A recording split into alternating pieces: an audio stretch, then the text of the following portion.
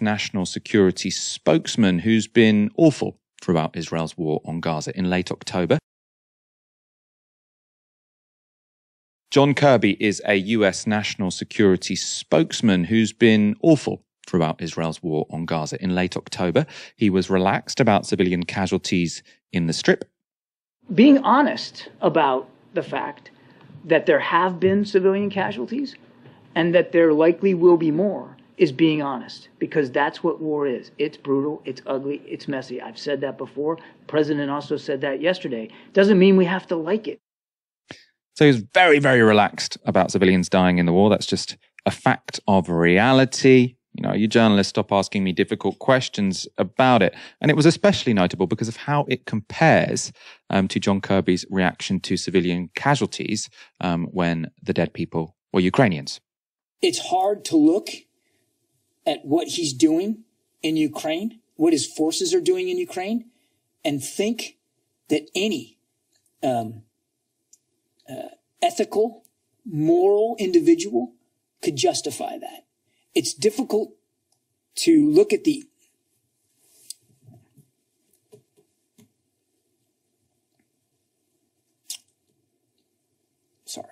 It's difficult to look at some of the images and imagine that any well-thinking, serious, mature leader would do that. So clearly for Kirby, some lives matter more than others, which is presumably why he said in October that the US was imposing no red lines on Israel, a stance he repeated on the 8th of November. In late October, you had referred to the fact that the administration is not drawing any red lines for Israel. As the death toll for civilians in the Gaza Strip has gone up, I wanted to ensure, is that still the case, that the administration has no red lines? That is still the case.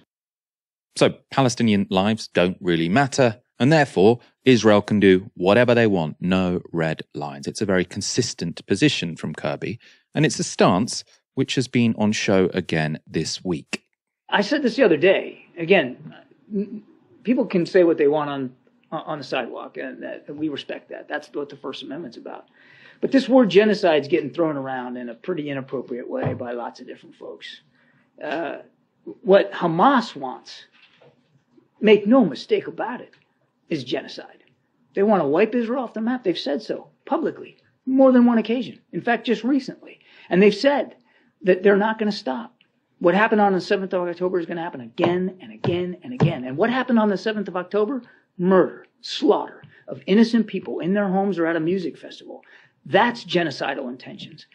Yes, there are too many civilian casualties in Gaza. Yes, the numbers are too high. Yes, too many families are grieving. And yes, we continue to urge the Israelis to be as careful and cautious as possible. That's not going to stop, from the president right on down.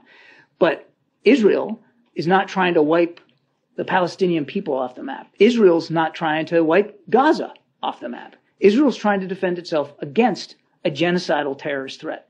So when if we're going to start using that word, fine, let's use it appropriately. So people can say what they want on the sidewalk, but the facts are this: Hamas wants genocide, but Israel is not trying to wipe Palestinians off the map. Israel is not even trying to wipe Gaza off the map. Now, who exactly has John Kirby been listening to? Presumably not Israel's defense minister, who said this: "We are imposing a complete siege on the city of Gaza. There will be no electricity, no food, no water, no fuel. Everything is closed. We are fighting human animals, and we are acting accordingly." I assume John Kirby had ignored that statement. He just hadn't seen it. Maybe no one had briefed him. Presumably, Kirby has also ignored the military commander in charge of the occupied territories, who said this: "Israel has imposed a total blockade on Gaza. No electricity, no water, just damage. You wanted hell, you will get hell." No genocidal language there. None at all. Or maybe Kirby just ignored it again. Now, perhaps Kirby was also otherwise occupied when an IDF spokesperson said, quote, "The emphasis is on damage and not on accuracy in Gaza." And maybe his translator was taking a break when a defense official said, quote, "Gaza will eventually turn into a city of tents." Of course, one can only assume Kirby didn't get the biblical reference when Netanyahu referred to Gaza as Amalek, meaning Israel should kill every man, woman, and child there.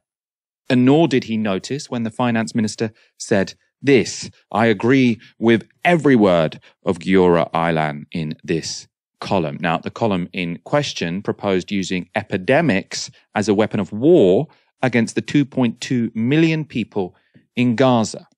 So when it comes to genocidal language from the Israelis, John Kirby doesn't want to hear it. He's got his fingers in his ears. Hear no evil, see no evil.